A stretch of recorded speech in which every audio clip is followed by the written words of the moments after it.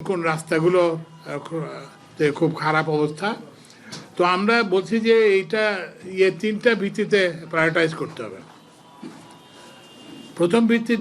প্রথম অগ্রাধিকার ওই যে রিপেয়ার এবং এর কারণে যেটা হচ্ছে যে যেটাতে যাতায়াত বেশি, পণ্য এবং মানুষের যাতায়াত বেশি, ভেহিকেলস পার ডে যেটাকে বলে, তো সেই সব রাস্তাগুলোকে আমরা অগ্রাধিকার দিব।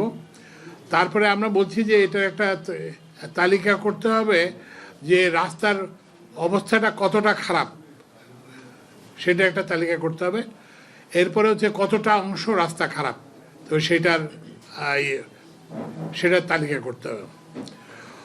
তো এইটা আমরা এই অ্যাপ্রোচটা, এই যে গভর্নমেন্টের একটা হোলিস্টিক অ্যাপ্রোচ, যেটা গভর্নমেন্টের সমস্ত অঙ্গ সংগঠনকে নিয়ে একসঙ্গে কাজ করা, এটা আমরা চট্টগ্রামের জলাবদ্ধতার ক্ষেত্রে আমরা খুব সুফল পাইছি। আমরা সিডিএর সঙ্গে কাজ করছি, চিটং সিটি কর্পোরেশনের সঙ্গে কাজ করছি, এবং আপনারা জানেন যে এর ফলে চট্টগ্রামে এই বছর এখনও বৃষ্টি হতে আরও কিছুদিন হবে, কিন্তু এখন পর্যন্ত কোনো জলাবদ্ধতা হয় না। একদিন 2 ঘন্টার জন্য পানি উঠছিল, আবার এটা নেমে গেছে। তো এইবারও আমরা এই যে রাস্তার যে মেরামতের এটার ব্যাপারেও আমরা সেটাই করতে চাই।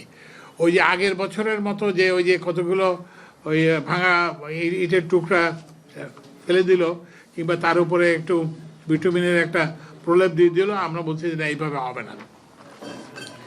এইটাকে এমনভাবে করতে হবে যাতে এটা স্থায়ী হয়, এবং এইটার জন্য যে ধরনের সহযোগিতা এখানে, যেমন অনেক রকম অসুবিধা, যেমন ঢাকা সিলেট মহাসড়ক নিয়ে, যেটা নিয়ে মেইন সমস্যা, সেখানে সমস্যা হচ্ছে যে এটা ইন্ডিয়ান লাইন অফ ক্রেডিট আন্ডারে একটা প্রজেক্ট।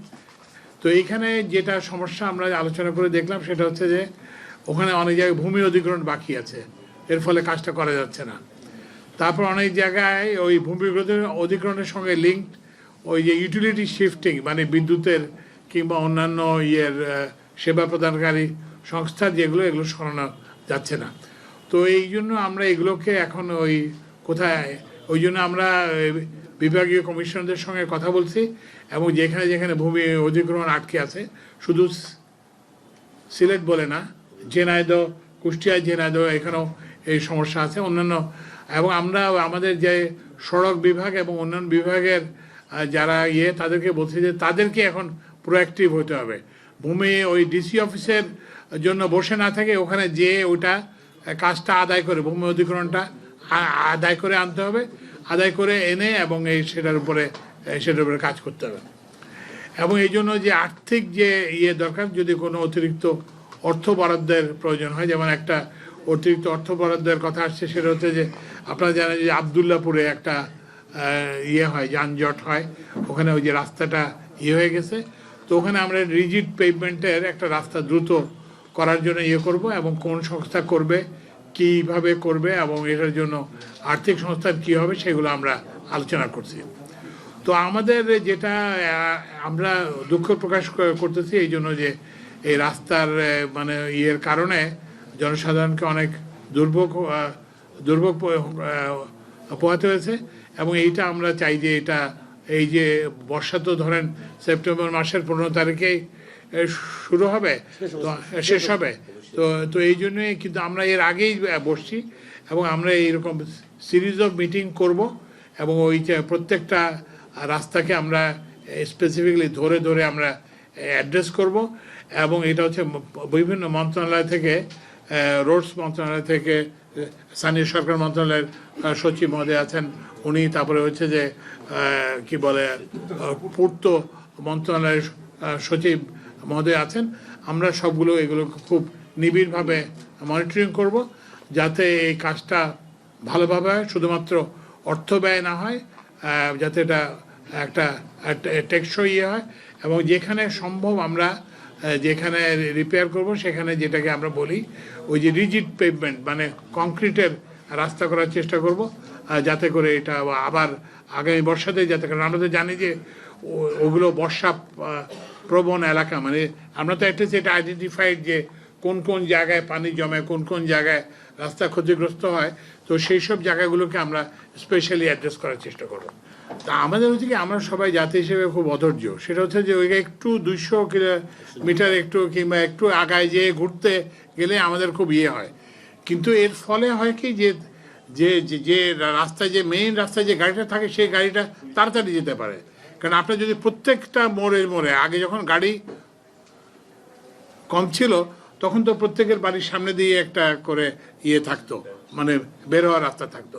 তো এখন তো আর এটা সম্ভব না, বুঝতে হবে যে গাড়ির সংখ্যা বাড়তেছে, তো সেই জন্য আমাদের একটু ঘুরে আসতে হবে। ঘুরে না আসলে হবে কি যে মেইন রোডের যে গাড়িগুলো সেগুলো তো আর চলতে পারবে না, কারণ সবাই যদি ঘুরতে থাকে। আমি তো আর ইঞ্জিনিয়ার না, কিন্তু জিনিসটা বুঝতে চেষ্টা করি। সেটা হচ্ছে যে আপনার একটা রাস্তা আছে, তো রাস্তায় গাড়ি চলতেছে, কেউ অনেক দূর যাবে, অনেকে 10 কিলোমিটার যাবে, আর আপনি হয়তো 2 কিলোমিটার যাবেন। তো ওই জন্য এখন যদি প্রত্যেকে যদি 50 মিটার পরপর 100 মিটার পরপর যদি ঘুরতে থাকেন, তাহলে তো যে মেইন রাস্তার গাড়ি তো চলতে পারবে না, বুঝতে পারছেন? আমি এটা বুঝতে পারি যে আপনার হয়তো একটু অসুবিধা হচ্ছে, যে আপনি একটু এখান থেকে না যেয়ে আর একটু 200 মিটার পরে দিয়ে যেয়ে ঘুরে আসতে হচ্ছে, সেটা ঠিক আছে।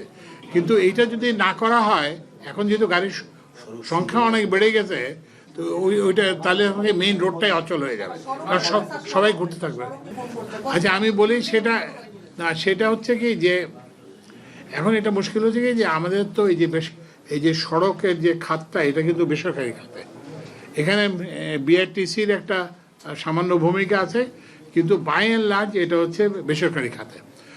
তো এখন বেসরকারি খাতকে আমরা উদ্বুদ্ধ করার জন্য দুটা জিনিস করতেছি। একটা জিনিস যে আমরা ডাম্পিং স্টার্ট করছি, এবং ডাম্পিংয়ের ইয়ে বাড়বে, মানে যেগুলো মানে অনেক বেশি দিনের পুরনো এবং যেগুলো ফিটনেসবিহীন সেগুলোকে আমরা ডাম্পিংয়ে ইয়ে করবো, এটা একটা জিনিস করতেছি। আরেকটা জিনিস আমি ওই যে এটা এখন হচ্ছে যে এই যে বর্তমান গাড়িটা যদি চলে যায়, তখন একটা নতুন গাড়ি আনতে তো একটা আর্থিক সংস্থা লাগবে। তো এই জন্য আমরা ওই যে আর্থিক প্রতিষ্ঠানগুলোর সঙ্গে আমি বসে আমরা ইয়ে করব, যে বসে করব যাতে তারা সহজ শর্তে, কারণ এখন একটু সুদের হারটা অনেক বেশি, তো ওই জন্য তাদের যাতে সহজ শর্তে যাতে ঋণ পেতে পারে সেটা একটা ব্যবস্থা করতেছি।